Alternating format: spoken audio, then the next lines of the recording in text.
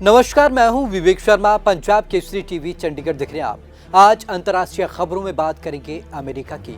राष्ट्रपति Donald Trump एक बार फिर संकट से घिर गए हैं। डेमोक्रेट ने संसद में उनके खिलाफ महाभियोग चलाने का प्रस्ताव पेश कर दिया है और ये सब हुआ कैपिटल हिंसा को लेकर। उनके खिलाफ लोगों के मन में भारी गुस्सा है क्योंकि उन्होंने अपने समर्थकों को भड़काया, जिसके चलते ये हिंसा हुई। चलिए आपको खास रिपोर्ट दिखाते हैं। मुश्किलों में घिरे डोनाल्ड ट्रंप के खिलाफ महाभियोग प्रस्ताव पेश। डेमोक्रेट्स ने संसद में पेश किया महाभियोग प्रस्ताव। ट्रंप को तुरंत पद से हटाने की मांग। कैपिटल हिल में हुई हिंसा के कारण पेश किया गया प्रस्ताव।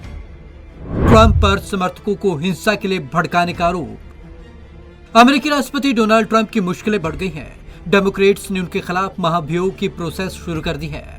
ट्रंप अमेरिका के पहले राष्ट्रपति हैं जो पद पर रहते हुए लगातार दूसरी बार महाभियोग का सामना कर रहे हैं। हाउस ऑफ रिप्रेजेंटेटिव की अध्यक्ष नैन्सी पेलोसी ने रविवार को ट्रंप पर महाभियोग प्रस्ताव लाने की अनुमति दे दी। राष्ट्रपति ट्रंप पर आरोप है कि 7 जनवरी को उन्होंने अपने समर्थकों को भड़काने का काम किया। इसी के चलते संसद कैपिटल हिल में हुई हिंसा में 5 लोगों की मौत हो गई। पेलोसी ने कहा, तुरंत हटाए जाएं ट्रंप।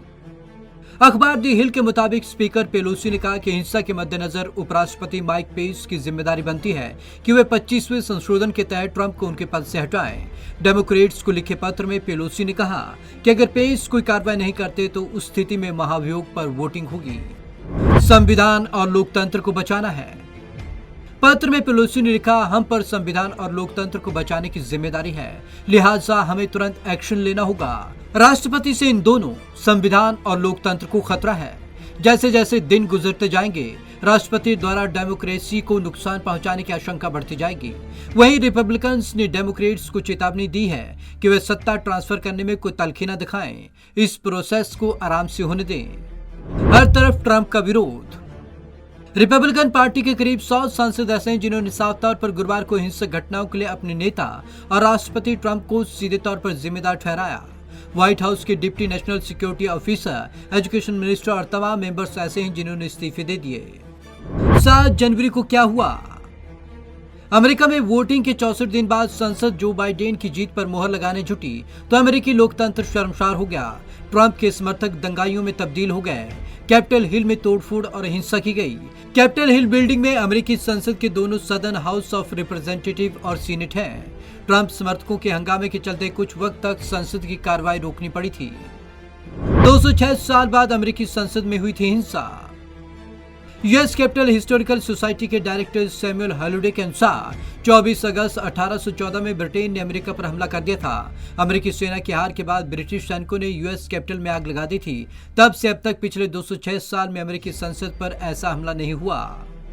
पिछले साल भी लाया गया था महाभियोग प्रस्ताव। ट्रंप के खिलाफ पिछले साल भी महाभियोग प्रस्ताव लाया गया था। एचओआर में डेमोक्रेटिक के बहुमत के चलते यह पास हो गया था, लेकिन सीनेट में रिपब्लिकन्स की मेजोरिटी के चलते प्रस्ताव गिर गया। Bureau report, Punjab Kesari TV Chandigarh. Donald Trump लगातार विवादों में चल रहे हैं। जैसे चुनाव हुआ उसके बाद डोनाल्ड ट्रंप के बयान देखने और सुनने लायक नहीं थे। उनका लगातार विरोध बढ़ता जा रहा था। वो साफ तौर पर मान रहे थे कि चुनावों में धांधली हुई है और अपने समर्थकों को भी इसके लिए उकसा रहे थे और उन्होंने कहा था कि चुनाव उनसे छीन लिया गया, जिसके बाद ये हिंसा हुई और हिंसा के लिए अब लोग सीधे तौर पर उनको जिम्मेदार ठहरा रहे हैं। तो ट्रंप की मुश्किलें आने वाले समय में और बढ़ सकती हैं। तो आज की इस खास रिपोर्ट में बस इतना ही। विवेक शर्मा को दीजिए इजाजत। नमस्कार।